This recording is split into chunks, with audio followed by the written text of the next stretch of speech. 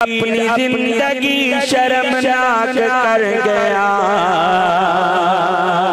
हुसैन नाल लड़के अपनी मौत आप मर गया। जरा मिल के पढ़ लो। यजीद अपनी जिंदगी शर्मनाक कर गया, हुसैन नाल लड़के अपनी मौत आप मर गया। यजीद कल भी मुर्दा सी आज भी मुर्दाबाद, हाथ उठा के बोलो हुसैन जिंदाबाद, हुसैन जिंदाबाद, हुसैन जिंदाबाद, हुसैन जिंदाबाद।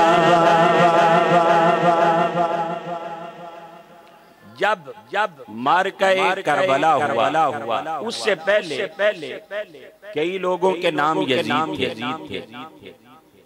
हजरत अमीर मुआविया का बेटा था जिसका नाम यजीद। अहादीस में बड़े सारे सहाबा के नाम यजीद मिलते।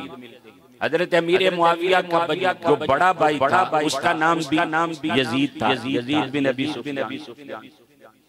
मार्का करबला से पहले यजीद नाम के बड़े लोग थे, लेकिन जब मार्का करबला बर्पा हो गया है, कायनात में किसी इंसान ने अपने बेटे का नाम यजीद नहीं रखा है, लेकिन किसी शहर में चले जाएं या किसी गांव में चले जाएं, जिधर भी जाएं आपको हसन भी मिलेगा, आपको हुसैन भी मिलेगा।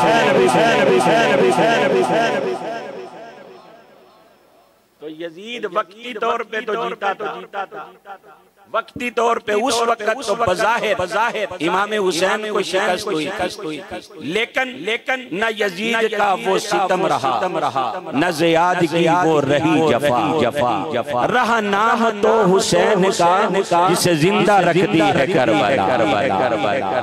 और जिसके लिए यजीद ने लाखों जतन किए, वो ताज तो हुसैन के कदमों की धूल है। आका हुसैन जब सबसे पहले मैं आपको थोड़ा सा पस मंजर ये बताऊं कि ये मार्का हुआ क्यों। हजरत नबी करीम सल्लल्लाहु अलैहि वसल्लम विसाल के बाद हजरत अबू बकर सिद्दीक रज़ियल्लाहु ताला अन्हु के दौरे खिलाफत में हजरत अबू बकर सिद्दीक रज़ियल्लाहु ताला अन्हु ने हजरत अमीर मुआविया के बड़े भाई यजीद बिन अबी सुफियान को दमिश्क का गवर्नर बनाकर भेजा। हजरत अमीर मुआविया भी अपने भाई के साथ चले। हजरत अबू बकर सिद्दीक के आखिरी दौर में यजीद बिन अबी सुफियान बीमार हो गए।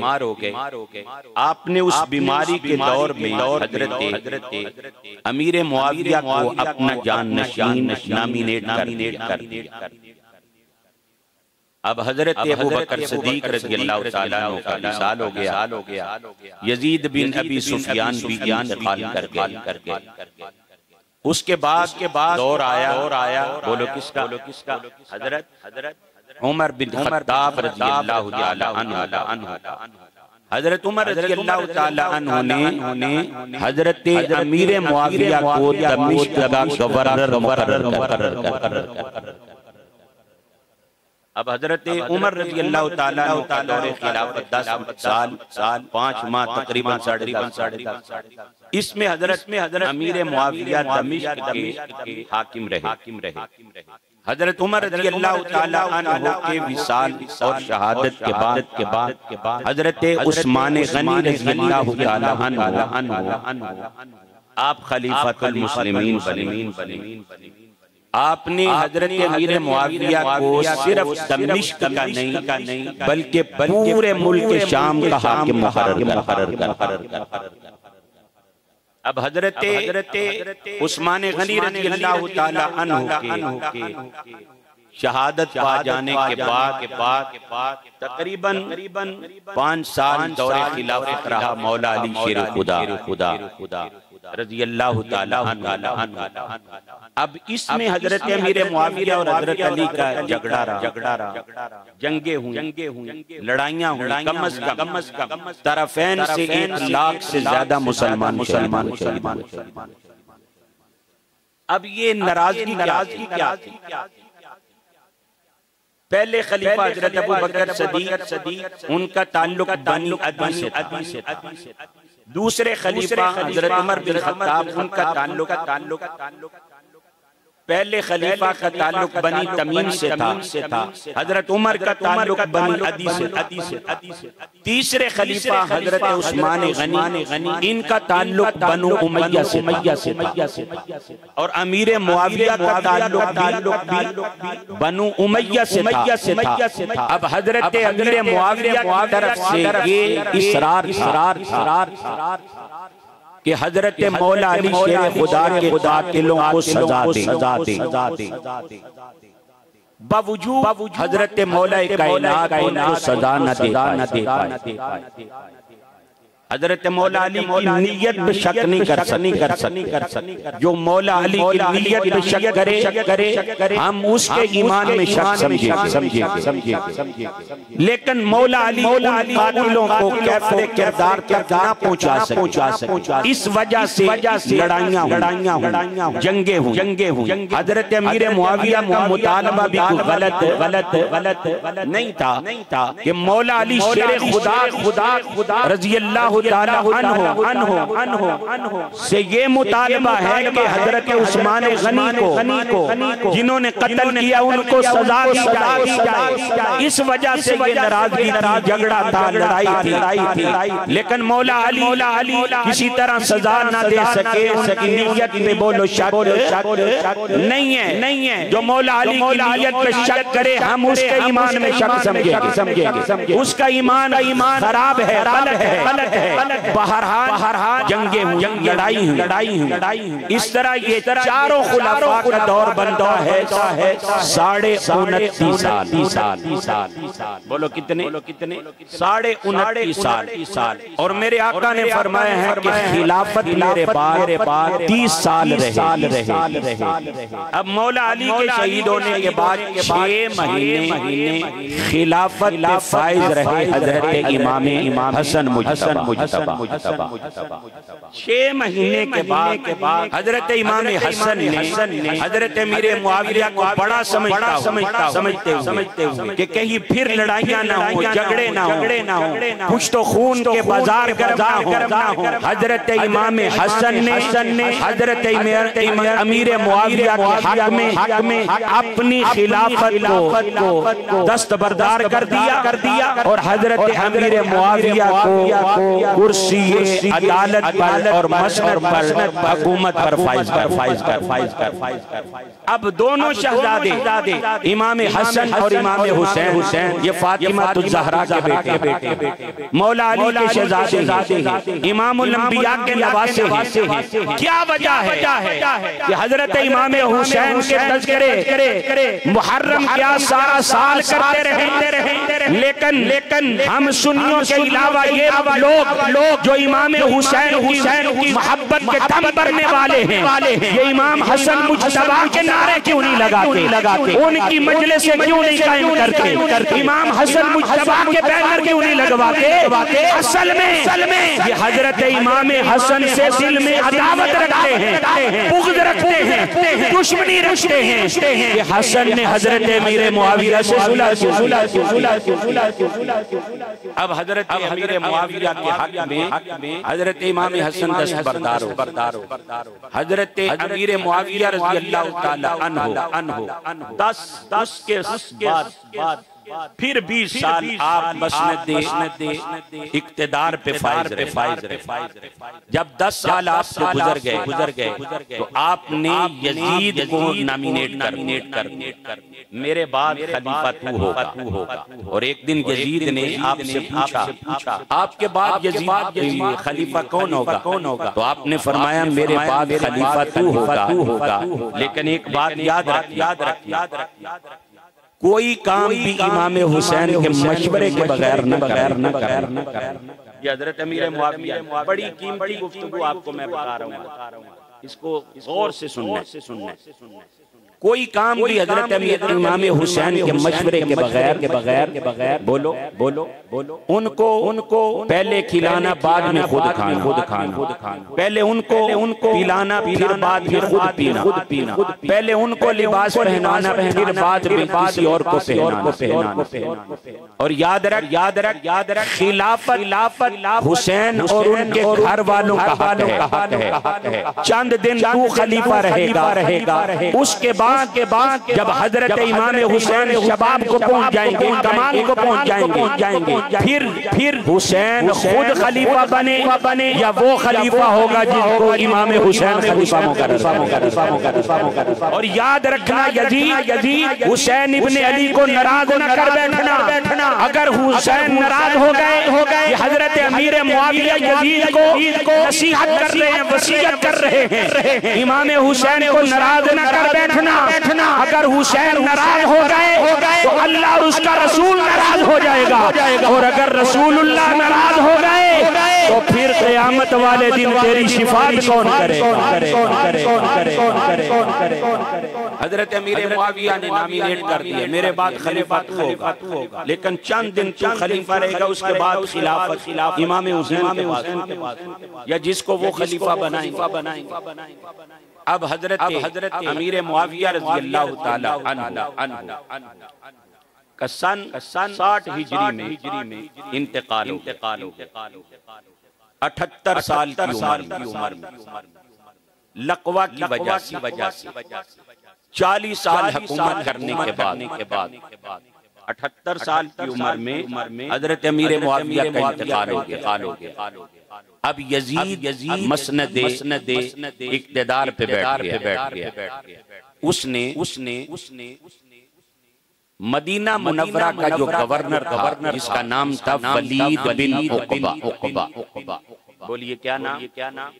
वलीद बिन उक़बा, उसको खत भेजा कि सारे मदीने के लोगों से मेरी बैत लो, खास तौर हुसैन इब्ने अली, अब्दुर्रहमान बिन अबी बकर, अब्दुल्ला बिन उमर, अब्दुल्ला बिन अब्बास, अब्दुल्ला बिन जुबैर, इन 5 शख्सियत। खत तो लिखा, लेकिन इस दौरान हज़रत अबू बकर सिद्दीक रज़ियल्लाहु ताला अन्हु के बेटे अब्दुर्रहमान बिन अबी बकर इंतकाल कर चुके। बाकी 4 शख्सियत हज़रत अब्दुल्ला बिन उमर, अब्दुल्ला बिन अब्बास, अब्दुल्ला बिन जुबैर और इमाम हुसैन। अब वलीद बिन उक़बा को खत पहुंचा वलीद की यजीद की तरफ से कि इनसे बैत ली जाए और सारे मदीने के लोगों से बैत ली जाए। वलीद बिन उक़बा ने मरवान बिन हकम को मशवरा के लिए बुलाया। ये मरवान वो है, जब ये पैदा हुआ इसको तहनीक के लिए सरकार की बारगाह में लाया गया। तहनीक कहते हैं किसी चीज को चबा के नरम करके किसी के मुंह में डालना। हुजूर ने उसका चेहरा देख के कहा वल वज़अ बिनुल वज़अ, ये तो गरगट है और गरगट का बेटा है। गरगट कहते हैं एक ऐसा कीड़ा है कि जो चाल और रंग और बेस बदलता है। जैसे इंसान भी किसी के सामने कुछ कहे, किसी के सामने कुछ कहे, किसी के सामने कुछ, तो उसको भी गरगट कहते हैं कि जो अपने रंग बदले, चाल बदले, बेस बदले। हुजूर ने फरमाया ये गरगट है, गरगट का बेटा है। और हजरत अम्मा आयशा सिद्दीक़ा रज़ियल्लाहु ताला अन्हा फरमाती है लाअना रसूलुल्लाह सल्लल्लाहु अलैहि वसल्लम अबा मरवाना व मरवानु फी सुल्बिही व मरवानु यफीदु मिन लानतिल्लाह। फरमाया कि रसूलुल्लाह ने मरवान के बाप पर लानत भेजी थी। उस वक्त मरवान अपने बाप के पुश्त में था, तो लिहाजा मरवान के बाप पर भी अल्लाह के रसूल की लानत है और मरवान पर भी अल्लाह के रसूल की लानत है। और मरवान के बाप हकम को हुजूर ने मदीना से निकाला मुल्क बदर किया। अब जिसको सरकार ने गरगट कहा हो, जिसके ऊपर और जिसके बाप के ऊपर रसूलुल्लाह ने लानत भेजी, जिसके बाप को मदीने से निकाला हो, ऐसे शख्स से अच्छे मशवरे की तवक्को से वलीद बिन उक़बा ने मरवान से मशवरा किया, बता क्या राय है। यजीद की तरफ से खत आया है कि इनसे बैत ली जाए। उसने कहा कि एक लम्हा ज़ाया किए बगैर फौरन हुसैन इब्न अली को बुला के उनसे बैत लो। इमाम हुसैन रज़ियल्लाहु ताला अन्हु को गवर्नर हाउस की तरफ से पैगाम भेजा गया।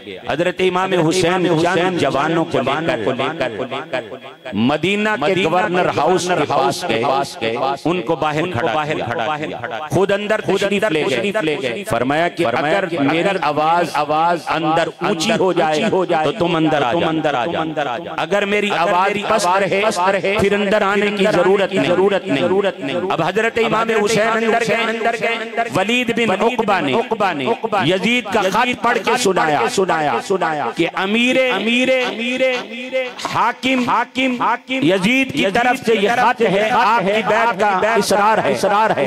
हजरत इमाम हुसैन रज़ियल्लाहु ताला अन्हु बड़े दाना थे, दनाओं की औलाद थे, तो दना क्यों ना होते। आपने फरमाया मेरे जैसा बंदा छुप कर बंद कमरे में बैठ करे, ये बात बेहतर नहीं है, अच्छी नहीं है। सारे लोगों से बैठ कर कहो, फिर मुझे भी कहना। ये कहकर हजरत इमाम हुसैन जब बाहर आने लगे तो मरवान बिन हकम वलीद बिन उक़बा से कहने लगा ये बड़ा सुनहरी मौका है, हुसैन से बैत लो या हुसैन को कत्ल कर दो। इसको ऐसे ही बाहर न जाने देना, फिर कभी तू हुसैन पे काबू नहीं पा सकेगा। जब उसने ये कहा, शेरे खुदा का शेर बेटा हुसैन ललकार के बोला, ओ लानती, क्या तू मुझे कत्ल करेगा या ये मुझे कत्ल करेगा? तू जानता नहीं है जन्नती औरतों की सरदार फातिमा ज़हरा का दूध मैंने पिया है, शेरे खुदा का खून मेरी रगों में दौड़ता है, इमामुल अंबिया का निवासा हूँ। अरे तुम मुझे कत्ल क्या करोगे? तुम तो हुसैन का बाल भी बिगा नहीं कर सकते।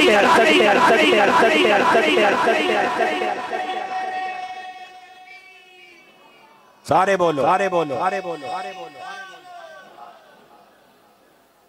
अब वलीद बिन उक़बा ने मरवान बिन हकम को कहा, अफसोस तुझे कि तू सिर्फ इसलिए मुझे हुसैन को कत्ल करने का मशवरा दे रहा है कि इसने यजीद की बैत नहीं। मुझे अगर सारी दुनिया का मालो मता लाकर दे दिया जाए, मैं फिर भी इस ऑफर को ठुकराता हूँ। मैं कभी भी हुसैन के खून से अपने हाथों को रंगने नहीं दूंगा। अब जरा गौर करना, ये था हुसैन की तरफ यजीद का मुतालबा, यजीद की बैत। अब इसमें भी जो चार शख्सियत थी, इनमें भी दो गरोह। हजरत अब्दुल्ला बिन जुबैर अब्दुल्ला हजरत इमाम हुसैन रज़ियल्लाहु ताला, ये एक तरफ खड़े हो गए। हजरत अब्दुल्ला बिन उमर और हजरत अब्दुल्ला बिन अब्बास ये एक तरफ खड़े हो गए। अब्दुल्ला बिन उमर और अब्दुल्ला बिन अब्बास कहने लगे, चले गलत है, अब जब अमीर बन गया है तो हम बैत कर ले। लेकिन हजरत अब्दुल्ला बिन जुबैर और इमाम हुसैन कहने लगे, ये नहीं हो सकता। यजीद गंदा बंदा है, गलत आदमी है, फासिक फाजिर है, इसलिए हम उसकी बात नहीं करेंगे। अब इनमें भी इमाम हुसैन और अब्दुल्ला बिन जुबैर में भी एक बात पे इख्तिलाफ हो गया। अब्दुल्ला बिन जुबैर कहने लगे कि हम मदीना में रहकर इसका मुकाबला करते, लेकिन जब कूफे की तरफ से कूफियों के खुतूत इमाम हुसैन की बारगाह में आ रहे थे तो इमाम हुसैन ने फरमाया कि हमें अब मदीना से कूफा की तरफ सफर करना होगा। लेकिन अब्दुल्ला बिन जुबैर इसकी भी मुखालफत कर रहे थे कि कूफी ला यूफी उनसे वफा की तवक्को नहीं है, वो वफाई करते हैं आपके वालिद साहब से उन्होंने क्या किया, तो इसलिए इधर ही रह के मुकाबला करते। ये जो मैदान करबला में देखो सैयदा ज़ैनब को आग नहीं लगाई, उम्मे कलसूम को आग नहीं लगाई, उम्मे बनीन को आग नहीं लगाई, शहरबानों को आग नहीं लगाई, इमाम ज़ैनुल आबिदीन को आग नहीं लगाई, हजरत सैयदा सकीना को आग नहीं लगाई, खैमों को जलाया गया। वजह क्या थी? जब हजरत इमाम हुसैन करबला में पहुंचे पता चला कि कूफी ला यूफी हो चुके हैं, बेवफा हो चुके हैं। हजरत इमाम हुसैन ने हर एक का खत निकाल के कहा, देखो ये तेरा खत नहीं है, क्या तूने खत नहीं लिखा है? अब इमाम हुसैन ने सोड़े भरे हुए थे कूफियों के खुतूत के। अब कूफियों ने उन खैमों को इसलिए जलाया था कि वो जो खुतूत प्रूफ के तौर पर थे, असल में खैमे जलाकर वो उन खतों को जलाना, वरना खैमों को जलाने को।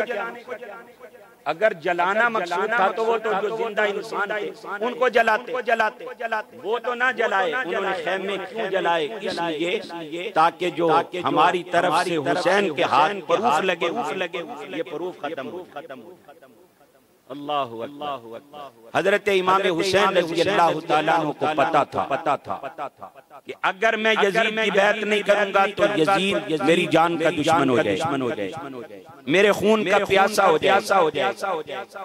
लेकिन आपकी गैरत ईमानी आपके तकवा और परहेज़गारी ने गवारा न किया कि अपनी जान बचाने के लिए एक नालायक, नाअहल और नाअहल इंसान की बैत कर। इमाम हुसैन को ये भी पता था कि अगर मैं यजीद को अमीरुल मोमिनीन मान लूं, उसकी बैत कर लूं, मुझे फैसिलिटेट किया जाएगा, मुझे मदीने की गवर्नरी दे दी जाएगी, मुझे आसाइशें और आराइशें भी दी जाएंगी, मेरी कदर मंज़िलत को भी बजा लाया जाएगा। लेकिन इमाम हुसैन को पता था कि इस तरह इस्लाम का निजाम नरम परम हो जाएगा, दीन इस्लाम के अंदर एक ऐसा रखना डल जाएगा जिसका बाद में खत्म करना मुश्किल ही नहीं, नामुमकिन हो जाएगा। आका हुसैन ने जवाब दिया, मेरा जवाब भी यजीद को पहुंचा दो। फासिक है, वो फाजिर है, वो जानी है, वो शराबी है, हदूदुल्लाह को तोड़ने वाला है, शरीयत मुस्तफा की पामाली करने वाला है, और मैं हुसैन इब्ने अली हूँ, फातिमा ज़हरा का शहजादा हूँ, इमामुल अंबिया का नवासा हूँ, मेरी रगों में हैदर करनाल शेरे खुदा का खून है। हुसैन कट तो सकता है पर बादल के सामने झुक नहीं सकता।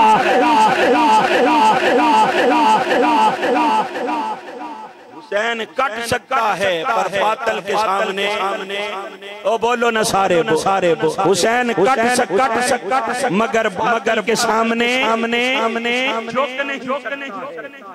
हजरत इमाम हुसैन डट गए, गर्दन कटा ली, कुंबा कटा दिया, लेकिन मुस्तफा के दीन के परचम को बुलंद कर दिया।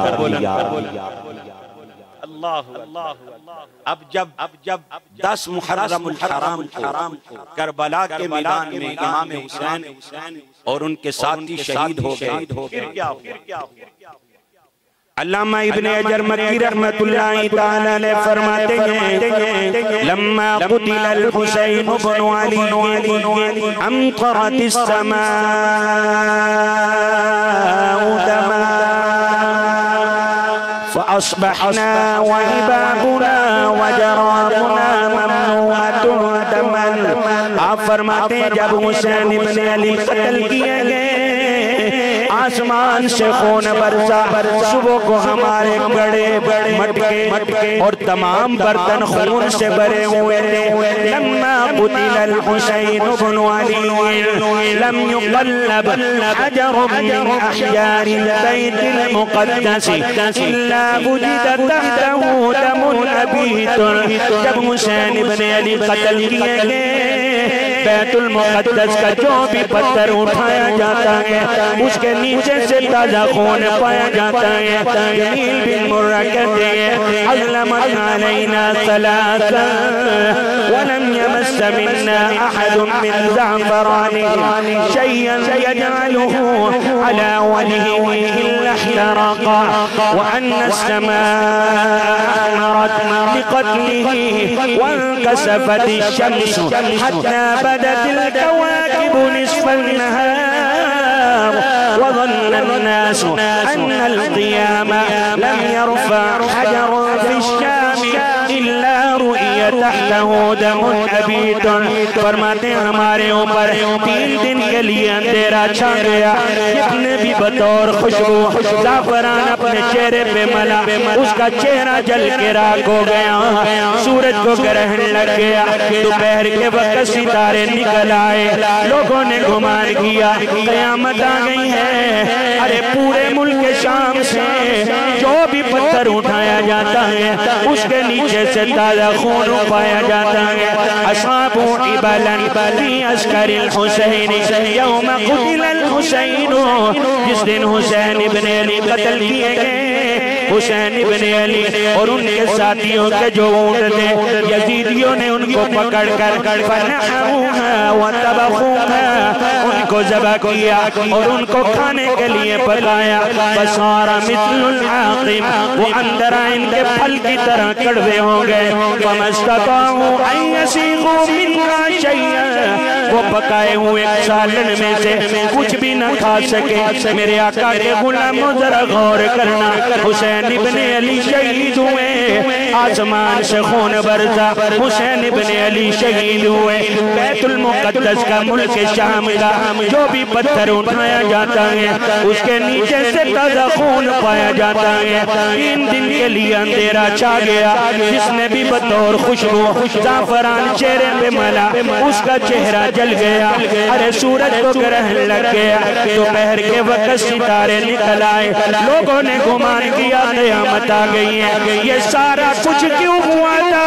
इसलिए अगर तारीख का मुताला किया जाए, इस तरह का जोरो जफा जुल्म सितम इसकी कायनात में कहीं मिसाल नहीं मिलती है। हज़रत आदम अलैहिस्सलाम से लेकर ईसा अलैहिस्सलाम तक किसी नबी की औलाद के साथ, किसी नबी की आल के साथ इतना जुल्म सितम नहीं हुआ है जितना सुल्तान कायनात सुल्तान दारैन की आल के साथ जुल्म हुआ है। फिर रब्बे कायनात ने ये सारे मनाज़र दिखाए। इसमें कौन सी ताज्जुब की बात है?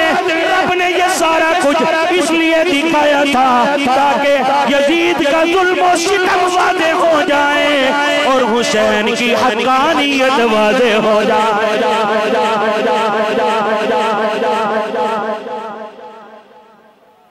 पता चल जाए यजीद गलत था, बातिल पे था, ना हक था और हक पे था तो हुसैन लोग कहते हैं 2 शहजादों की लड़ाई। नादानो तुम्हें मुबारक हो यजीद शहजादा। हमारे नज़दीक तो शहजादे कायनात में सिर्फ दो ही। हमारे नज़दीक कायनात में शहजादे सिर्फ एक का नाम हसन है, दूसरे का नाम हुसैन। को सिर्फ शहजादा मानते हैं, इनके अलावा किसी को हम शहजादा नहीं मानते। हजरते देखे ना जब बाजार में 2 तरह का सोना आ जाए, खराबी और खोटा भी, तो फिर क्या किया जाता है? एक कठाली ली जाती और फिर उसको केमिकल से तेजाब से धोया जाता है और जो सुनियारा होता है जो सोने को समझने वाला होता है वो बता देता है ये खरा है, ये खोटा है, ये खोटा है। ऐसे ही है ना? कठाली में डाल कर निकल से तेजाब से धोया जाता है। जो खरा होता है वो भी निखर के और जो खोटा होता है वो निखर के सामने आ जाता है। अरे यजीद और यजीदी भी इश्क़ इलाही के दावेदार थे, वो काफिर नहीं थे, कलमा मोहम्मद अरबी का ही पढ़ते थे। अरे वो भी इश्क़ इलाही के दावेदार थे। हुसैन इब्न अली भी इश्क़ इलाही के दावेदार थे। कायनात ने करबला की कठाली में डालकर यजीद और हुसैन को अलग अलग करके दिखा दिया है और कायनात वालों को बता दिया है यजीद झूठा है और हुसैन इब्न अली सच्चा है। यजीद झूठा है, हुसैन इब्न अली क्यों? यजीद की मंजिल हसूल इक़्तिदार थी। यजीद की मंजिल हसूल इक़्तिदार थी और हुसैन की मंजिल हसूल रज़ाए परवरदिगार। यजीद इक़्तिदार लेना चाहता था और हुसैन परवरदिगार को राजी राजा। जिसके लिए यजीद ने लाखों जतन किए,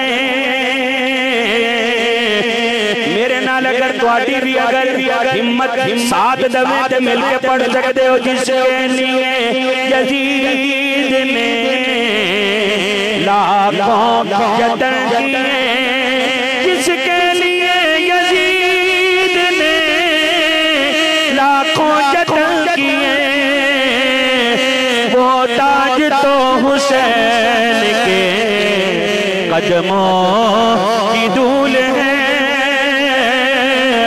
मिलके बोलो वो ताज तो हुसैन के कदमों की धूल है। न यजीद का वो सितम रहा, न ज़ियाद की वो रही जफा, रहा नाम तो हुसैन का जिसे जिंदा रखती है करबला। फिर मिलके को वो ताज तो हुसैन के कदमों की धूल है, वो ताज तो हुसैन के कदमों। हज़रत इमाम हुसैन का सर मुबारक ओली के पास था। ओली ने